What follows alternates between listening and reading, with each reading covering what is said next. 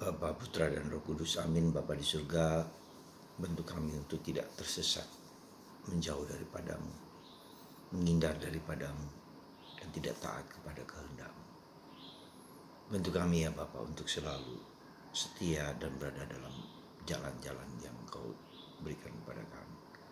Terpujilah nama-Mu kini dan sepanjang segala masa. Amin. Para saudara, hari ini Yesus mengingatkan kita, ya, ada dua hal supaya kita tidak tersesat. Ketersesatan itu apakah hanya pada orang yang tidak menjalankan kehendak, menjalankan kehidupan keagamaan? Tidak, ketersesatan itu bisa juga pada kita yang masih beriman pada Yesus. Ya. Jadi pertama-tama kita harus katakan bahwa Yesus mencari orang yang sesat, orang yang berdosa, orang yang menjauh, orang yang murtad. Ya. Mencari dia. Nah, ketersesatan itu sekali lagi pertama-tama mungkin secara fisik, secara kelihatan orang tidak lagi ke gereja, orang tidak lagi berdoa, orang tidak lagi, katakanlah orang yang dalam tanda petik nggak percaya lagi pada Tuhan, nggak peduli lagi, dan hidupnya juga hidup yang berantakan, yang kacau balau, katakanlah. Jadi kehidupan keagamaan dengan realitas sehari-hari itu sangat sama, jadi sungguh tidak peduli. I don't care about anything. Jadi hidupnya kacau balau. Itu juga berarti ketersesatan. Ya. Kedua, ketersesatan bisa berarti bahwa mungkin dia beragama, mungkin dia berdoa, mungkin dia meluangkan waktu, ya, kemudian dengan meluangkan waktu itu, tapi bisa saja hidup kesehariannya hidup yang tidak benar juga. Bisa saja orang yang mungkin berdoa, tapi hidup kesehariannya menjadi pemarah, pemabuk, katakanlah begitu. Jadi hidup sehari-harinya lebih jelek daripada tampaknya hidup doa. Itu juga ketersesatan. Ya, jadi bukan hanya dua-duanya, tapi bisa juga salah satu.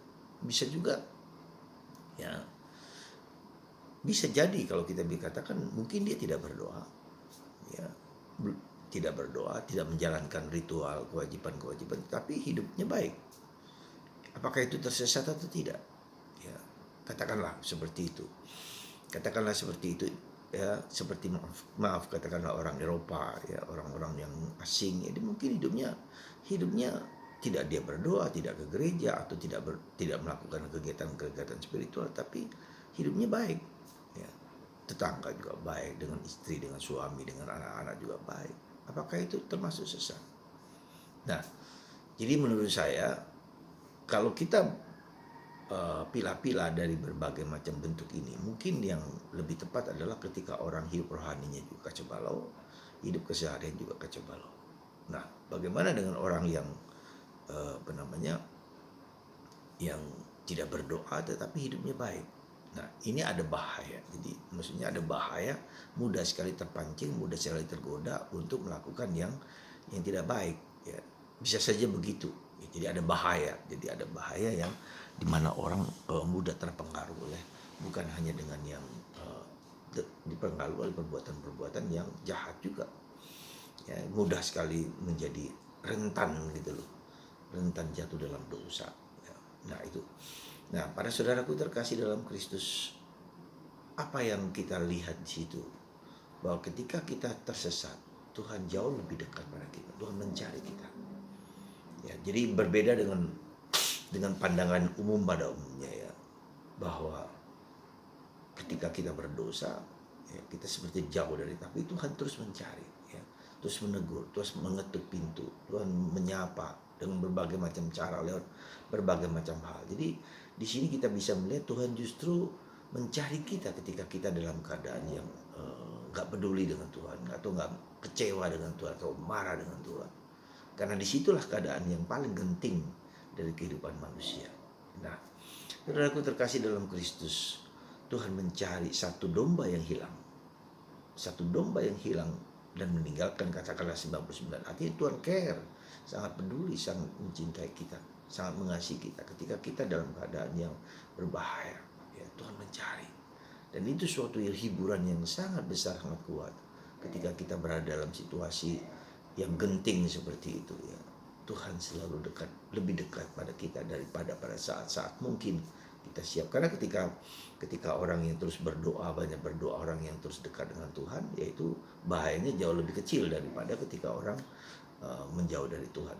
Ya, maka saudaraku terkasih dalam Kristus, apa yang harus kita lakukan sebagai orang yang sadar? Ya, jadi saya hanya mengatakan beberapa warning gitu. Jadi kita tidak berarti ketika kita secara liturgi, secara ritual berdoa, tidak berarti sekali lagi kita lebih dekat dengan Tuhan. Dan ukurannya adalah bagaimana kita menjalankan kehendak Tuhan, kebaikan, kejujuran, ketulusan, yang benar, yang suci, yang adil, ya, antara yang jujur, antara batin kita mendengarkan hidup batin kita. Jadi ukurannya adalah apakah saya mendengarkan hidup batin saya, apakah saya mendengarkan hati nurani saya yang melakukan yang baik, hindari yang baik, melakukan yang benar, yang tulus, yang murni, yang itu jadi suatu bentuk kesinambungan antara ke atas, ya, relasiku dengan Tuhan dan relasiku dengan sesama. Jadi lakukan yang baik, apakah itu dalam relasiku dengan sesama, apakah relasiku dengan Tuhan, dan itu menjadi suatu kunci besar yang seperti salib gitu kan, seperti salib. Jadi ukurannya adalah ketersesatan itu sejauh mana saya menjalankan cintaku kepada Tuhan dengan seluruh hati dan cintaku kepada sesama dengan seluruh hati. Jadi kasih kepada Allah dan kasih kepada sesama menjadi ukuran apakah saya tersesat, apakah saya jauh lebih tersesat daripada yang tidak. Semoga Anda dan saya bisa memeriksa batin kita masing-masing. Sikap yang demikian semakin menjauh dari Tuhan, semakin menjauh dari sesama, semakin tidak peduli dengan Tuhan dan tidak peduli dengan sesama. Semoga Tuhan memberkati Anda dengan indikasi yang seperti ini. Tuhan memberkati Anda semua. Bapa, Putra, dan Roh Kudus. Amin.